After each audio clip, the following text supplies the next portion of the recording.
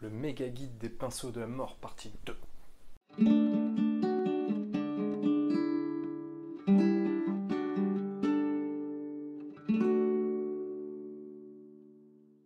Et salut les copains et bienvenue dans cette nouvelle vidéo. Alors là, on va passer à l'étape 2 du test des pinceaux. Et aujourd'hui, comme promis, on va tester d'un côté le Winsor & Newton et de l'autre côté le Raphaël. Donc avant de commencer la vidéo à proprement parler, et ce sera le seul blabla de la vidéo, je voulais faire passer un petit message à tous ceux qui sont abonnés à ma newsletter via le blog. En fait, j'ai eu un petit souci avec le logiciel qui me permet d'envoyer ces newsletters, et donc du coup vous êtes beaucoup malheureusement qui ont été désabonnés automatiquement pour une raison que j'ignore de cette newsletter. Donc du coup, si ça fait un moment que vous n'avez pas reçu de mail, et notamment si vous n'avez pas reçu le mail que j'ai envoyé il y a quelques jours, je vous invite à me contacter parce que je pourrais moi manuellement vous réinscrire à cette newsletter où je donne des petites astuces, je donne des news, je publie aussi les derniers contenus que j'ai réalisés, que ce soit ici sur YouTube ou sur le blog. Donc ça vous permet de rester au courant et puis de ne pas louper ces petites astuces. Donc voilà, n'hésitez surtout pas à me contacter, que ce soit ici en commentaire ou par mail, et moi, manuellement, je pourrai vous remettre dans la liste. Ceci étant dit, on passe directement au test de ces pinceaux, donc ce sera sur la même structure que la semaine dernière, avec les mêmes points. La seule petite chose que je vais rajouter, c'est des choses qui m'ont été demandées, à savoir le type de poil et le prix. C'est parti! Ah oui, cette vidéo, elle est sponsorisée par Rougier et Play. Je sais pas si tu t'en rappelles, mais pendant le confinement, j'avais plus de pinceaux, j'avais mis un petit message sur Facebook pour demander où est-ce que je pourrais en trouver, et il m'avait gentiment contacté, il m'avait envoyé ces pinceaux justement pour pouvoir faire cette vidéo. Donc ça date un petit peu, mais en tout cas, voilà, c'est grâce à eux que cette vidéo, elle est là. Donc merci à eux. Et la première chose qu'on va regarder sur ces deux pinceaux, comme la dernière fois, c'est la prise en main. Alors là, pour le coup, on a une petite différence quand même. Le pinceau Raphaël, il est plus bombé, ici, sur cette partie-là. Et en plus, cette petite bosse, elle est plus proche de la virole et donc du coup plus proche des poils. Donc en fait, ça c'est vraiment quelque chose que j'apprécie, comme je disais la dernière fois, c'est que ça permet vraiment une bonne tenue du pinceau. Ça permet d'avoir cette forme-là, cet aspect bombé, permet vraiment, entre guillemets, de retenir le doigt. Et donc du coup, on a vraiment une prise en main qui est très très agréable et qui permet une bonne précision. Sur le Winsor & Newton, cette forme justement, elle est plus effilée. On le voit bien hein, quand on compare les deux, ici. Hop, on voit bien que à cet endroit-là, il y a bien ce côté bombé, mais non seulement il est un peu plus loin de la virole, mais en plus il est moins, comment dire, moins exagéré, on va dire. Et du coup, il se rapproche plus justement de ce qu'on a pu voir la semaine dernière avec le Red Grass Game. Donc ça, c'est un point que moi j'aime un peu moins. Après, il est un peu plus épais que le Red Grass Game. La forme bombée est un tout petit peu plus prononcée, donc la prise en main est pour moi un peu meilleure. Mais j'avoue que là-dessus, ma préférence va au Raphaël. Encore une fois, c'est très personnel. Ceux qui ont des petites mains ont peut-être pas besoin, ont peut-être pas envie d'avoir cette forme un petit peu exagérée. Moi, c'est quelque chose qui me plaît. Donc en tout cas, ça c'est la première chose à prendre en compte en tant que différence entre ces deux pinceaux.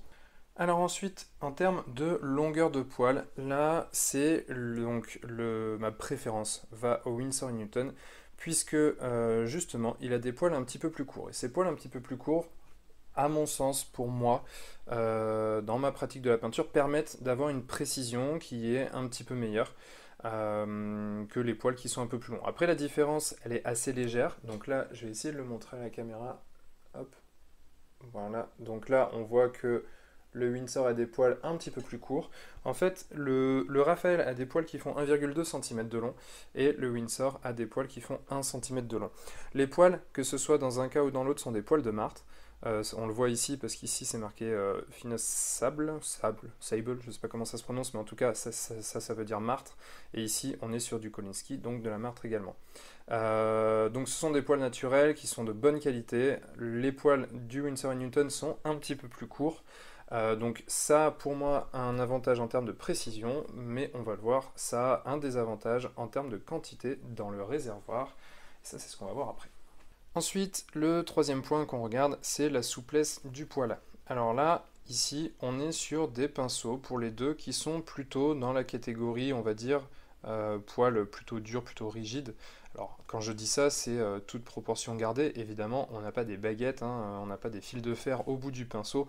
La preuve, hein, il suffit d'appuyer très légèrement pour voir que le poil commence à s'aplatir. Donc ça reste voilà, avec une certaine mesure. Mais en tout cas, si on compare par exemple à ce qu'on a pu voir la semaine dernière, et notamment les Ren Grass Game qui eux sont des poils très très souples, à peine on appuie, on voit tout de suite que le poil s'aplatit énormément. Ici, on a des poils qui sont plutôt rigides. Et en fait, toujours pareil, sur cette échelle qui va de très souple, souple, normal à rigide, très rigide, je dirais que le Raphaël, c'est rigide. Voilà, on a des poils qui s'aplatissent pas beaucoup, et du coup qui permettent un bon contrôle de la peinture, ça moi j'aime bien. Et le Winsor & Newton, lui, a des poils qui sont les plus rigides que je connaisse. Et donc du coup, là, on a encore une fois, couplé au fait que ce sont des poils qui sont très courts, eh ben, on a une très bonne précision en termes de peinture, et ça, personnellement, j'adore. Donc vraiment, ça encore une fois, ici on est sur deux pinceaux qui me conviennent vraiment bien. Même si je devais choisir entre les deux sur ce point en particulier, ça irait encore à Winsor & Newton. Mais c'est vrai que là, les deux sont pour moi assez similaires et sont, en tout cas, pourraient correspondre à des gens qui aiment peindre avec des pinceaux plutôt nerveux, plutôt avec des poils rigides. Ensuite, on arrive à la qualité de la pointe. Et là-dessus, bah, encore une fois, comme on l'a vu sur les pinceaux de la semaine dernière, on est sur des marques qui sont connues et réputées pour leur pointe, pour leur précision. Donc on va mettre ça un petit peu à l'épreuve, notamment parce que le Raphaël ces derniers temps a été pas mal critiqué sur sa pointe. Donc du coup justement on va commencer par celui-ci. Donc là je vais juste prendre un petit peu de peinture. Voilà, donc là on prend un peu de peinture, on vient la passer un peu comme la dernière fois. Voilà, sur la zone là du... Je ne sais même pas comment ça s'appelle là. Bon, c'est pas grave, la peinture est diluée là, mais là de toute façon, on va voir la tenue de la pointe juste par le passage du pinceau. C'est plutôt les mouvements qui ont tendance à casser la pointe et non pas la texture de la peinture, même si une peinture très diluée du coup favorise un peu justement à ce que les poils se séparent. Donc là on voit qu'en fait la pointe elle reste bien formée, elle reste très bonne, même si on est venu, un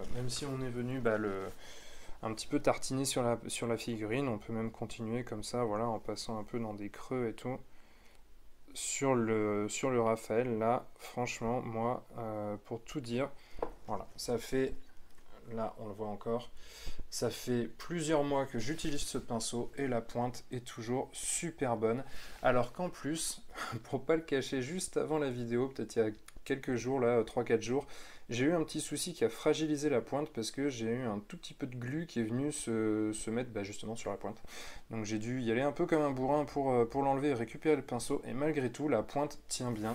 Et ça, c'est vraiment un point positif parce que, encore une fois, ça permet une très très bonne précision quand on peint tout simplement. Ensuite, vient le tour du Winsor & Newton. Hop, on va venir prendre un peu de peinture. Voilà. Et donc là, pareil, je sais pas, je vais peindre ça ici. Et pareil, je vais peindre ici comme je l'ai fait avec le Raphaël. Hop. Et là, c'est pas la même histoire, puisque on voit que la pointe commence déjà à se dédoubler. Et alors, c'est un peu un crève-cœur de le montrer en vidéo, parce que déjà d'une manière générale, j'aime pas.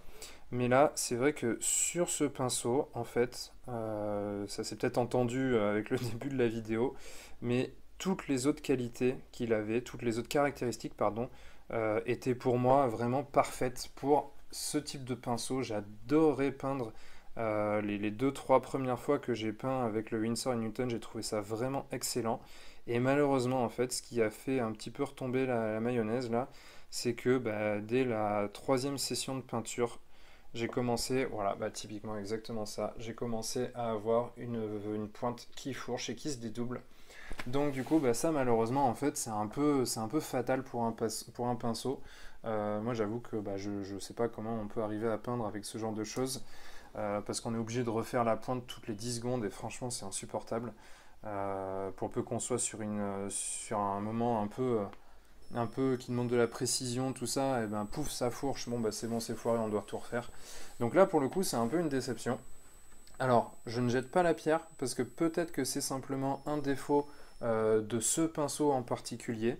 J'en connais beaucoup qui sont très contents des Winsor & Newton et encore une fois moi je retesterai, je rachèterai un pinceau et je retesterai parce que vraiment il a des caractéristiques au-delà de ça qui sont excellentes et j'adore vraiment ce pinceau. Maintenant, il faut que j'en trouve un qui fourche pas. Donc voilà, c'est un peu le défaut avec la qualité de la pointe. Maintenant, on va enchaîner tout de suite avec la finesse du trait quand le pinceau ne pointe pas, ne fourche pas, pardon, pour comparer les deux. Alors donc ici, on va faire exactement le même exercice que la semaine dernière. Donc on va prendre un petit peu de peinture. Là, on va vraiment pas en prendre beaucoup parce qu'elle est très liquide et l'idée, c'est quand même d'être précis. Donc, on va essayer d'abord avec le Raphaël.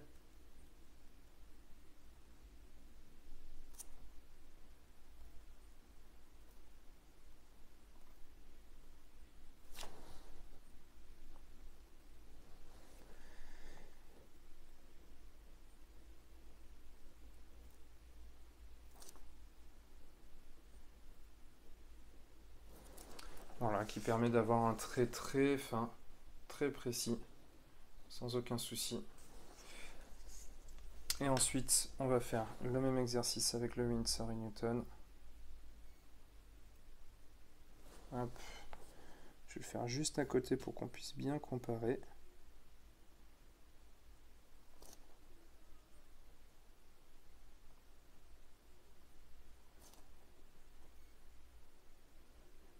Hop. Et là, on a exactement la même précision. Le trait est peut-être même un petit peu plus fin parce que bah, justement j'ai pas pu l'utiliser, donc la pointe c'est moins abîmé, alors que le Raphaël ça fait quand même quelques mois que je l'utilise, mais bon, enfin c'est léger à l'œil nu, on ne voit même pas la différence. Donc il n'y a aucun souci ici en termes de précision, on peut faire des traits très très fins et ça c'est vraiment agréable parce que la pointe est bonne encore une fois. Alors en termes de réservoir, eh ben, on va faire la comparaison comme la dernière fois sur le papier en essayant de remplir un maximum de carrés avec une seule charge de pinceau. On l'a vu tout à l'heure, les poils du Raphaël sont un petit peu plus longs, mais par contre en termes de réservoir c'est la même chose, le diamètre est de 2,5 mm, il n'y a absolument pas de souci, il n'y a pas de différence pardon, entre les deux. Donc on va voir si la seule longueur des pinceaux permet de capter plus de peinture sur le Raphaël et donc du coup de remplir plus de carrés ou pas.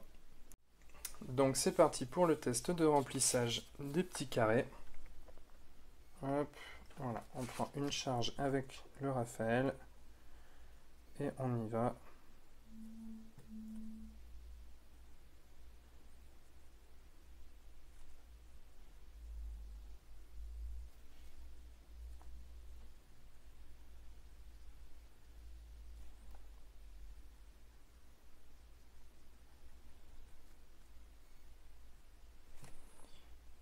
On est à 5, 6, 7,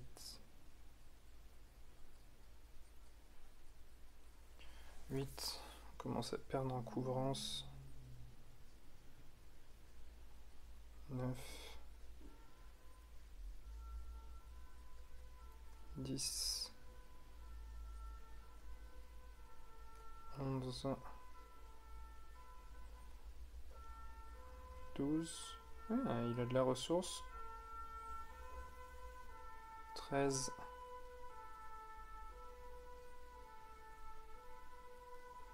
14,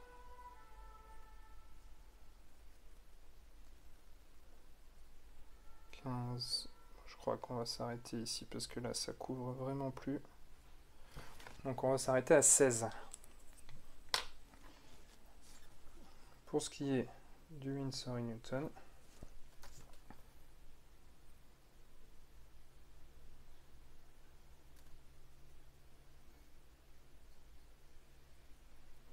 deux, 3, 4,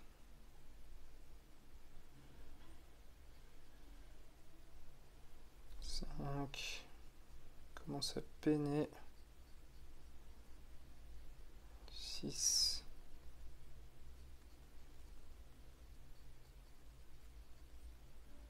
7.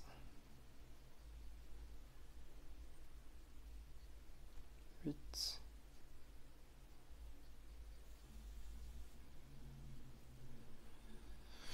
9.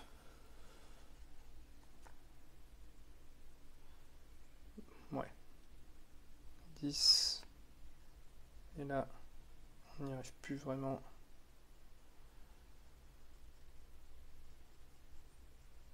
11. Bon, je crois qu'on peut s'arrêter là. Ça fait exactement, c'est même pire hein, que le Raphaël tout à l'heure. Donc 12, on fait 4 carrés de moins, donc on fait 25% du chemin en moins avec le Winsor & Newton. Donc ça, comme je le disais, le réservoir est de la même taille, mais vu que les poils du Raphaël sont un petit peu plus longs, ça justifie probablement cette différence en termes de réservoir et en termes de capacité de remplissage qu'on voit ici. Et maintenant, on va passer à la comparaison de taille. Et alors, en termes de taille, et bien là, vu que la référence que je prenais pour les autres, c'était le Raphaël, pour le Raphaël, voilà, le taille 1 égale le taille 1, forcément. En termes de Winsor & Newton, donc là, pour le coup, en fait, en termes de longueur, ils font exactement la même longueur, ils font 18 cm tous les deux de bout à bout. Et donc du coup, par contre, en termes de taille de pinceau, de taille de poil, entre guillemets, on voit bien qu'il y a quand même une petite différence. Alors, est-ce que j'ai un Raphaël taille 0 quelque part? Je pense que le Winsor & Newton taille 1 correspond à peu près. En fait, il va être entre les deux. En termes de longueur de poil, il est très similaire au taille 0 de Raphaël. Mais par contre, en termes de volume de réservoir, en termes de largeur de réservoir, il est quand même plus proche du taille 1. Même si là, en fait, c'est trompeur, parce que vu que les poils sont plus longs, on a l'impression que le réservoir est plus gros, mais en fait, non. Le réservoir du taille 0 de chez Raphaël est quand même vachement plus fin, il est quand même plus fin, on va dire, que le taille 1 de chez Winsor & Newton. Donc on est vraiment à un intermédiaire, on va dire qu'on est par rapport au Raphaël, on est un peu à un 0,5, en gros. Voilà. Et donc pour finir cette comparaison, on m'a demandé de préciser dans les vidéos quels étaient les prix de ces pinceaux. Alors là pour le coup, je suis allé voir directement sur le site de Rougier et Play qui sponsorise cette vidéo parce qu'ils me les ont envoyés justement gratuitement pour que je puisse la faire. Donc je les remercie à nouveau.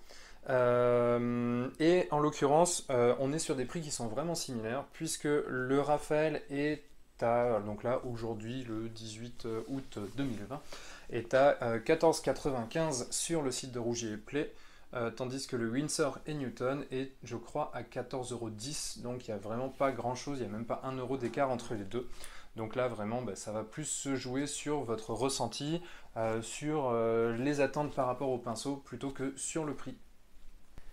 Et voilà, c'est fini pour cette vidéo, donc j'espère que ce petit test, en tout cas cette suite de ce grand test sur les pinceaux t'aura plu, que tu y auras appris quelque chose.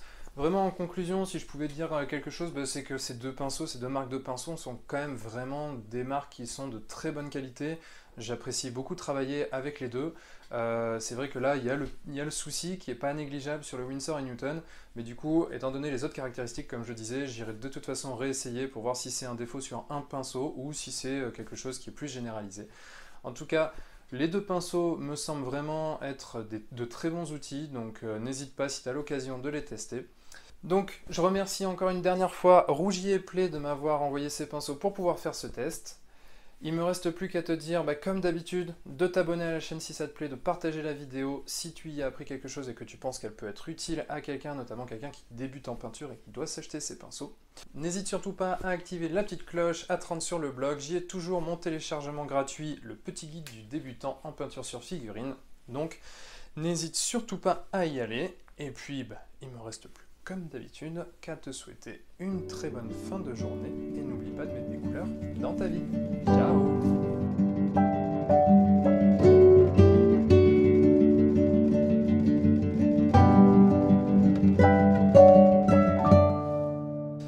Moi, qu'est-ce qu'il me reste à te dire? qu'est-ce qu'il me reste à te dire, hein?